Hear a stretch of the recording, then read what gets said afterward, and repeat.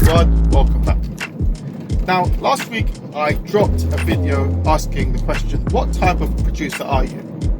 I then did a breakdown of the two main categories of producer which you might actually fall into. Firstly, the beat making producer, that's pretty much responsible for coming up with great productions, instrumentals, beats, whatever. And then of course you've got the overall record producer who's responsible for the whole entire production, vocals, music, musicians, the whole works. Okay? Now today's video is just a reminder to reinforce the fact that you are the producer.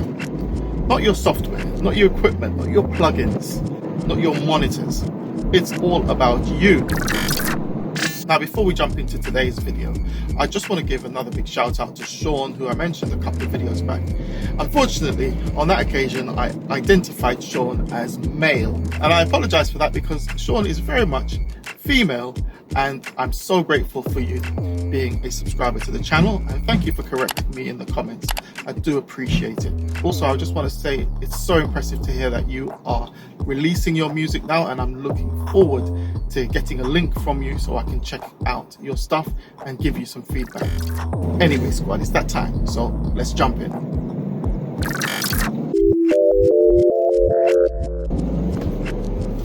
Okay, so one of the biggest mistakes a lot of producers make is they fall into the trap of thinking the computer, the equipment, the software is what makes a great producer or even a good producer. To be honest, I must admit that at one time I even fell into that same trap of believing that I always needed one more piece of kit, one more piece of recording equipment, one extra plugin. My computer's not powerful enough, I need some more RAM. My hard drive is not fast enough. Oh, I need a new computer. And I know for a fact many other guys are using as excuses for not actually completing work and putting stuff out.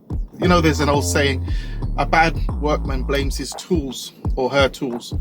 And the same goes with music production. Now, if you really want to wear the producer's hat, you've got to come to terms with the reality that the creativity is in you and not in the equipment. All of those tools, the plugins, the software, the outboard equipment, all of that is there to enhance what you already have. And you can use those tools as part of the creative process. But ultimately, it's down to you. It's what's inside you, the ideas that you have, that you're willing to experiment with.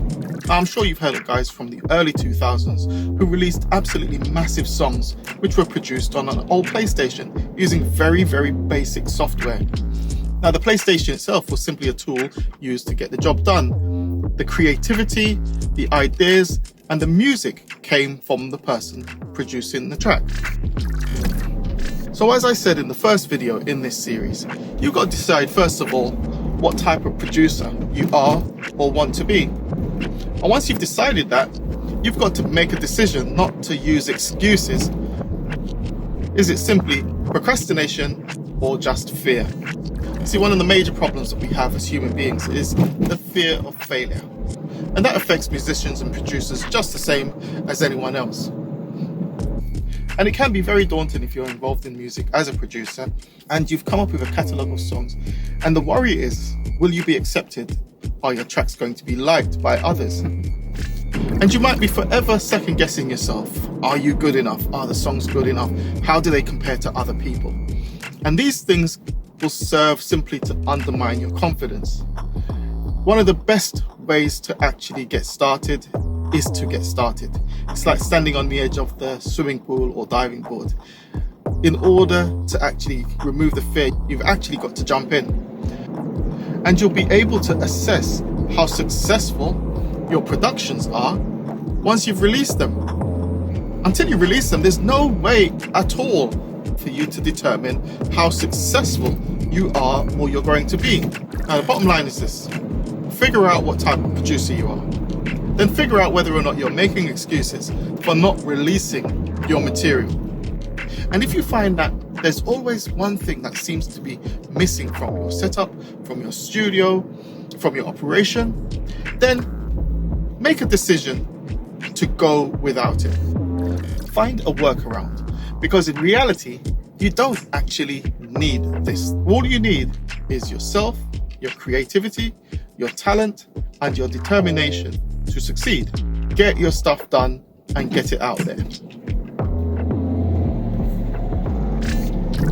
So I encourage you today to stop making excuses and just get down to it with a solid plan as to when you're going to be releasing your music, because the world needs to hear you.